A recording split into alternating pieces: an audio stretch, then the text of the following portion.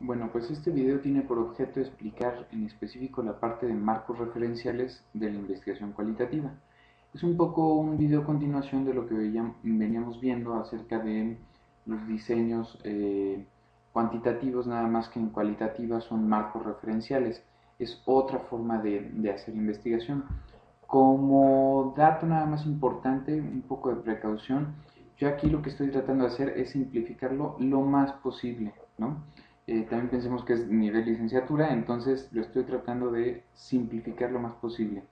La mayoría lo estoy sacando del libro que ustedes ya tuvieron que haber checado, que se llama Cómo hacer investigación cualitativa. Y pues bueno, si a alguien le interesa más y le gustaría adentrarse mucho más, yo le recomiendo este libro que es el Handbook de Investigación Cualitativa de Denzin y Lincoln. Una cosa muy interesante es que todo lo que ustedes están por ver ahorita, hablemos de partir de la idea que en el caso de la investigación cualitativa surgió literalmente como una explosión. Entonces los marcos de referencia, que ahorita vamos a ver qué es eso, hay muchas clasificaciones de los marcos de referencia, hay muchos autores que dicen que son muy distintos y demás. Entonces lo que vamos a hacer aquí es algo muy sencillo con el fin de que sea fácil de comprender. Rapidísimo, habríamos de decir que es un marco referencial y para eso me gustaría poner de ejemplo los sombreros de Bono.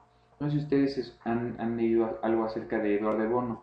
Eduardo de Bono lo que decía es que el pensamiento paralelo, no sé si ustedes lo conozcan, y tiene una dinámica que dice que tú lo que tienes que hacer es ponerte un sombrero distinto cuando vas a hacer una discusión o cuando vas a tratar de generar ideas. Entonces propone que, por ejemplo, primero te pongas el sombrero blanco, que es solamente decir cosas, hechos puros, cifras, información. Luego te pongas el rojo, que es únicamente hablas cosas de emociones, sentimientos. Luego el amarillo, que es solamente lo positivo. Después el negro, que es solamente lo negativo. Y después el verde, que es lo creativo, ¿no? Los marcos referenciales en investigación cualitativa aluden un poco a esta idea, que es nosotros, acuérdense que en cualitativa lo que nos interesa es la parte subjetiva, al contrario de en cuantitativa, que es lo objetivo. En ese sentido, lo que nos interesa es reconocer el marco, o digámoslo así, el tipo de sombrero que nosotros estamos utilizando para conocer, comprender, interpretar la realidad. La rigurosidad de un estudio cualitativo, entonces, se define también por eh, la aceptación o el reconocimiento del tipo de marco o digamos de los lentes que te pones con los que vas a ver tú un fenómeno o con los que vas a tratar de comprender un fenómeno. Entonces básicamente hay dos tipos de marcos o de lentes con los que tú puedes meterte, según Thomas Schwand. Hay marcos que se llaman constructivistas y hay marcos que se llaman interpretativos. Tú utilizas los constructivistas cuando a ti lo que te interesa es conocer el origen de un constructo o de una idea o como tal de un constructo. En el caso de los interpretativos, ahí lo que te interesa es no necesariamente el origen de la idea, sino más bien cómo esa idea funciona u opera en la realidad. Entonces, dependiendo de cuál es la función o qué es lo que tú quieras hacer de investigación, vas a utilizar un marco que es constructivista o interpretativo. Nuevamente digo, esto es de forma muy sencilla. Entonces, los constructivistas son básicamente cuatro. Uno que se llama radical, otro social, otro que es crítico y otro que es de género. Y básicamente lo que reconocen es que el conocimiento y la verdad son creados por la mente y no descubiertos por ella. Vamos a ver a qué se refieren estos cuatro tipos de marcos referenciales constructivistas. Pues el primero es el radical. El constructivismo radical ahí se deriva tal cual de Piaget y entonces lo que le interesa es conocer cómo se originan los constructos o cómo se originan las ideas según las etapas de desarrollo de los seres humanos, ¿no? O sea, tal cual las etapas, los estadios evolutivos. En el otro, en el constructivismo social, no se centra como tal en la parte desarrollista, sino que lo que le interesa es, digamos, eh, desde una arista, digamos, vygotskiana, lo que le interesa es ver cómo el contexto es el que moldea o es el que determina los símbolos y los signos eh, que, que construyen o determinan a una idea o a un constructo. En el caso de la teoría crítica, ahí lo que se propugna es que tú lo que hagas es que tengas súper claro, súper delimitado, digamos, una teoría, y entonces tú lo que digas es, esta teoría, ¿qué es lo que no permite ver? O si tú te manejas desde esta teoría, ¿qué es lo que a ti no te permite darte cuenta de o no permite, digamos, qué es lo que oculta una teoría? Por ejemplo, si yo utilizara el humanismo para interpretar una realidad, qué es lo que el humanismo o los supuestos del humanismo, como yo estoy interpretando algo, qué es lo que no me permiten ver, ¿no? Y el último es de las constructivistas, es una teoría que surgió no relativamente hace poco, pero se llaman las teorías de género. De aquí también se deriva la teoría del feminismo y las teorías queer se llaman.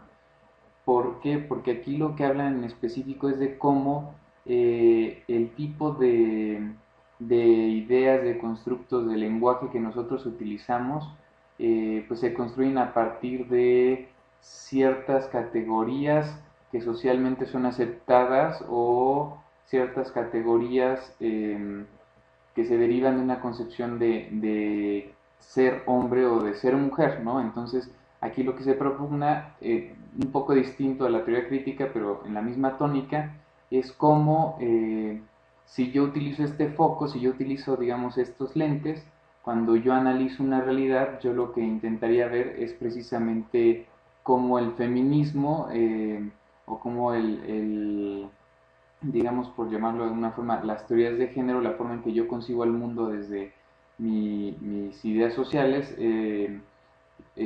permean los constructos e ideas que yo profeso. El segundo tipo de marcos referenciales cualitativos es interpretativos. Repito, los primeros eran cuando a mí me interesa conocer el origen de un constructo. El interpretativo, a mí lo que me interesa es conocer un fenómeno o un constructo en sociedad o cómo se da en relación un constructo con otros, ¿no? Con otras personas. Aquí básicamente hay 5: la etnografía, la hermenéutica, la fenomenología, teoría fundamentada y la investigación-acción.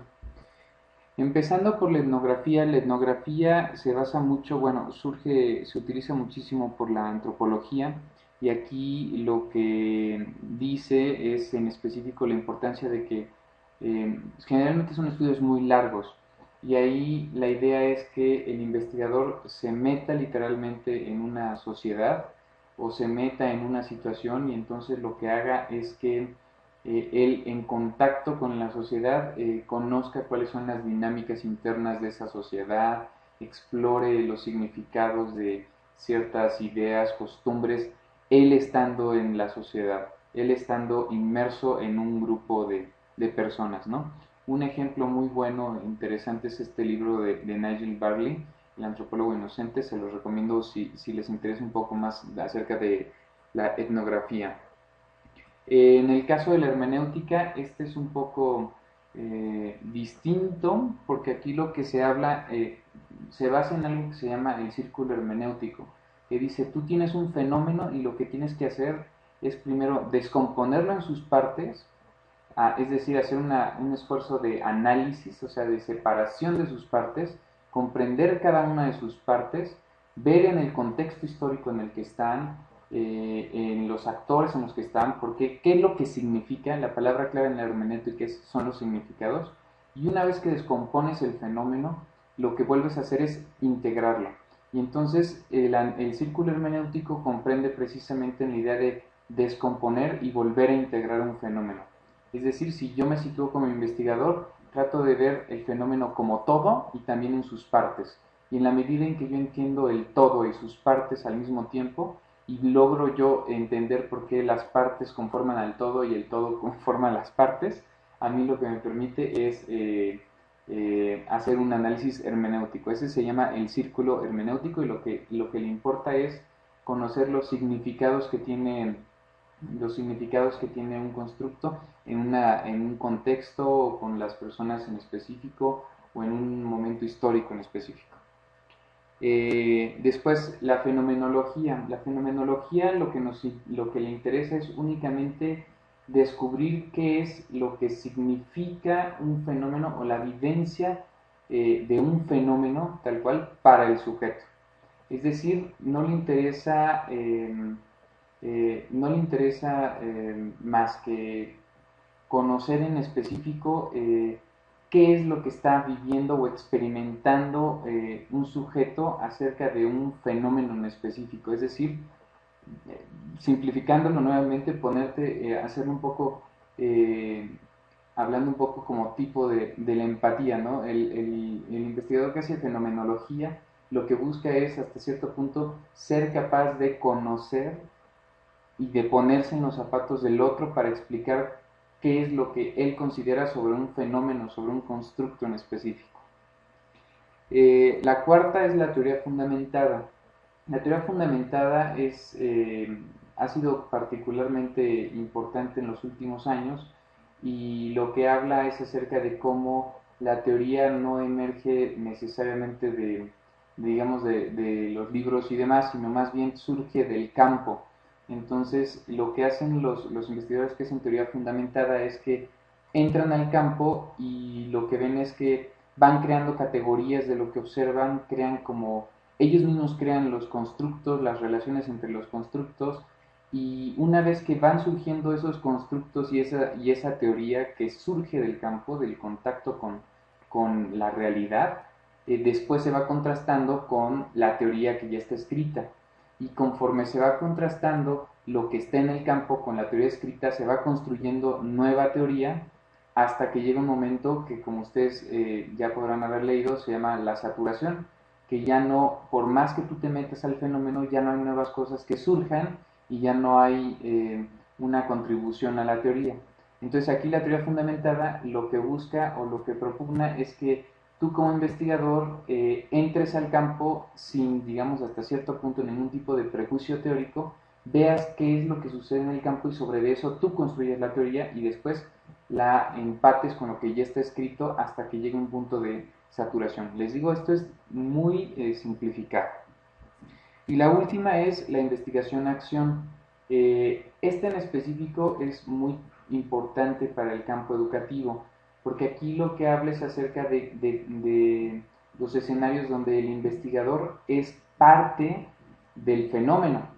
Aquí en específico, por ejemplo, está toda la parte del profesor reflexivo de Donald Schoen y demás, que ahí lo que dice, por ejemplo, es que el profesor, que es parte mismo de una clase, que es parte mismo del fenómeno, digamos, educativo, él se puede convertir en el mismo investigador de cómo, de la práctica docente, ¿no? Es decir, cuando el investigador es parte del fenómeno y entonces investiga sobre el fenómeno, eso se llamaría investigación-acción. Cuando un profesor en ese sentido, cuando un profesor él está dentro de su clase y él reflexiona en relación a su clase, ¿no? Entonces, y él modifica su práctica con base a esa investigación que está haciendo en el aula, es decir, él es a la vez partícipe, parte, digamos, parte y juez.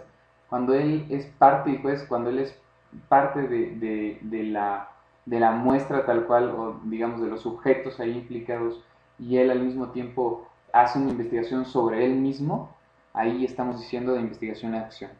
Entonces, estas en específico son los marcos interpretativos, son los marcos referenciales interpretativos.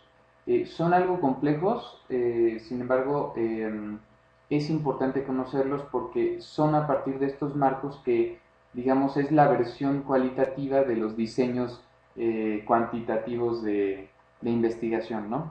Entonces, esperamos que haya quedado un poquitillo claro, lo revisaremos un poco más en las sesiones.